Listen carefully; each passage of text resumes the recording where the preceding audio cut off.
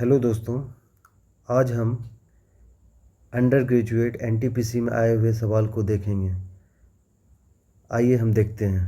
पहला सवाल है, एक लंबवृत्तीय शंकु के आधार का व्यास 60 सेंटीमीटर है और उसकी ऊंचाई 16 सेंटीमीटर है।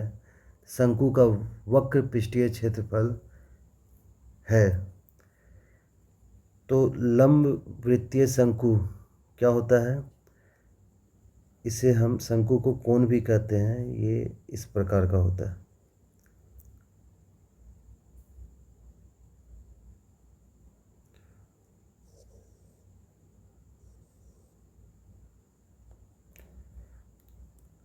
मतलब ये जो है परपेंडिकुलर होता है, इसी को लंबवृत्तीय शंकु कहते हैं। अब इसका आधार का व्यास दिया हुआ है 60 सेंटीमीटर, तो ये पूरा व्यास होता है यहाँ से लेके यहाँ तक, और ये वाला रेडियस होता है। तो रेडियस का वैल्यू हमको दिया हुआ है, व्यास 60 है तो रेडियस क्या हो जाएगा 30 सेंटीमीटर। और इसकी ऊंचाई जो है क्या दिया हुआ है, ये हाइट है आपकी, तो ये दिया हुआ है 16 centimetre, 16 centimetre.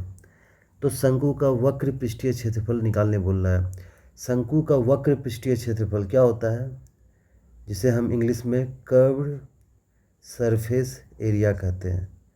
Curved surface area क्या होता है शंकु का, पाई आर एल, जहाँ आर क्या है radius of the circle, L क्या है ये जो लेंथ है इसे हम एल कहते हैं, और ये जो लेंथ है इसे हम हाइट कहते हैं एच। इसको एल को ही स्लैंट हाइट कहा जाता है। तो यहाँ से पाई का वैल्यू, पाई में आंसर है तो पाई रहने देते हैं। आर का वैल्यू आ गया 30 सेंटीमीटर, और एल का वैल्यू है आपका नहीं पता। तो एल निकालने का तरीका क्या है, ये एक पाइथागोरस थ्योरम से ये एक राइट एंगल ट्रायंगल बनता है। ये जो है एक राइट एंगल ट्रायंगल बनता है। तो हम ये लेंथ को एल को निकाल सकते हैं। फॉर्मूला क्या होता है, L equal to under root H square plus R square. तो यहाँ से एच का वैल्यू है 16 का स्क्वायर और आर का वैल्यू है 30 का स्क्वायर।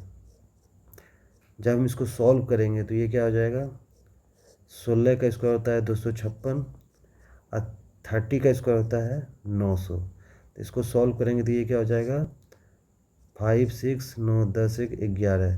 1156 किसका स्क्वायर रूट होता है, इसे सॉल्व करना पड़ेगा। आइए सॉल्व करते हैं। 1156 स्क्वायर रूट कैसे निकालते हैं, वर्गमूल।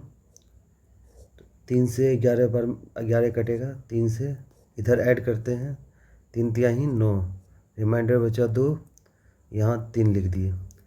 अब ये उतर गया 56, ये कितना बार में लगेगा 4 बार में, तो ये 4 हो गया, यानी कि 4 चौक 16 14 में 6 चौक 24 1 25, इसका मतलब 34 इसका स्क्वायर रूट है, यानी कि इसका वैल्यू क्या आ गया 34। अब हम एल का वैल्यू आ गया 34, सॉल्व करेंगे तो ये क्या आ जाएगा 0, 4 तिया 12 के 2 में 1, 3 तिया 9 1 10, मतलब ये 1020 पाए। तो आंसर आ गया 2 नंबर। आइए हम नेक्स्ट सवाल सॉल्व करते हैं।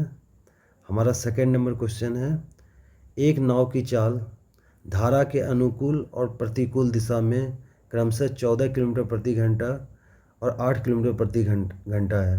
तो धारा की चाल निकालें।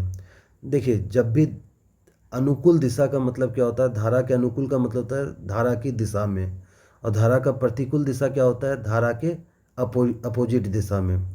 सपोज करिए ये नदी है और धारा की चाल इधर है, तो अनुकूल दिशा मतलब होता है धारा की दिशा। सपोज करिए ये वाटर की चाल है और एक पर्सन की चाल है, तो अनुकूल मतलब धारा के दिशा में। अगर कोई आदमी अगर धारा के दिशा में चल रहा है तो सपोज करिए नाव की चाल को हम एन ले लेते हैं, तो अनुकूल दिशा में क्या होगा, जब इसी दिशा में अगर चलेगा तो उसका क्या हो जाएगा फॉर्मूला, नाव की चाल प्लस वाटर की चाल, तो वो दिया हुआ है आपको 14 किलोमीटर प्रति घंटा।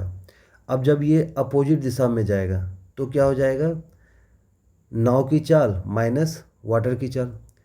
तो नाव की चाल माइनस वाटर की चाल धारा के विपरीत दिशा में, मतलब प्रतिकूल दिशा में, तो उसका वैल्यू क्या दिया हुआ है 8। हमसे पूछ रहा है धारा की चाल निकालने के लिए, यानी कि वाटर का वैल्यू, यानी कि डब्लू की वैल्यू निकालने। तो इक्वेशन है, इसको सॉल्व किया जा सकता है। डब्लू का वैल्यू कैसे निकलेगा, दोनों को ऐड कर देंगे तो ये माइनस प्लस हो जाएगा, प्लस माइनस हो जाएगा, प्लस माइनस हो जाएगा। तो ये प्लस माइनस कट जाएगा तो बचेगा क्या, 2W इक्वल टू, ये सॉल्व करेंगे तो ये 6 हो जाएगा। तो W का वैल्यू क्या आ जाएगा, 6/2 equal to 3 kilometre per hour. तो ये हमारा 3 नंबर ऑप्शन सही हो गया। आइए अगला सवाल को सॉल्व करते हैं। सवाल क्या है, 15% की छूट देने के बाद एक वस्तु को 1190 रुपये में बेचा गया। यदि 12.5% की छूट दी जाती है तो उसे कितने में बेचा जाना चाहिए। अब समझिए कि जब भी हम 100% का बात करते हैं तो वो क्या होता है, हमेशा क्रय मूल्य होता है। तो 15% का छूट दिया जा रहा है, ठीक है। तो हम सोच लेते हैं कि 100 रुपये का चीज़, यानी कि 100% उसका मार्क प्राइस है। क्रय मूल्य से हटा दीजिए, हम इसे मार्क प्राइस मानते हैं, 100% मार्क प्राइस, ठीक है। तो 15% छूट पे तो कितने में बेचा गया होगा, 85% पे, और उसका वैल्यू क्या दिया हुआ है हमारे पास, 1190 रुपये में बेचा जा रहा है। तो अब क्या बोल रहा है कि यदि 12.5% की छूट दी जाती है तो उसे कितने में बेचा जाना चाहिए। अच्छा, 12.5% का मतलब क्या हो गया, 100 में 12.5 घटाएंगे तो कितना आएगा, 87.5%। इसका वैल्यू निकालने बोल रहा है, एक एक नियम से निकाल देते हैं। 85% का वैल्यू दिया है 1190, तो 1% का वैल्यू क्या आ जाएगा, 1190 डिवाइडेड बाय 85%। तो 87.5% का वैल्यू क्या हो जाएगा, 87.5%। सॉल्व कर देते हैं, परसेंट से परसेंट चला गया, पॉइंट से यहाँ हटाएंगे तो ये 10 आ जाएगा, 0 से 0 कट गया। अब ये क्या हो जाएगा, 17×5 = 85, 17 × 6 = 2, 17 × 7 = 79, यहाँ 5 से कट जाएगा, 5 से 5 का 5, हाथ में बचा 3, 5 7 35, 36 37 बचे 25। तो सॉल्व करेंगे तो ये क्या आया, 7 × 175। सॉल्व करेंगे, 7 × 5 = 35 का 5 हाथ में 3, 7 7 49, 3 50, 51 52, 52 का 2 हाथ में रहा 5, 7 का 7 और 5 12। इसका मतलब 1225 रुपया जो आ गया, हमारा आंसर आ गया। इसका मतलब क्या है कि अगर हम 12.5% की छूट दी जाती है तो उसे कितना में बेचा जाएगा, 1225 रुपये में। इसका मतलब इसका आंसर 4 हो गया, सही आंसर।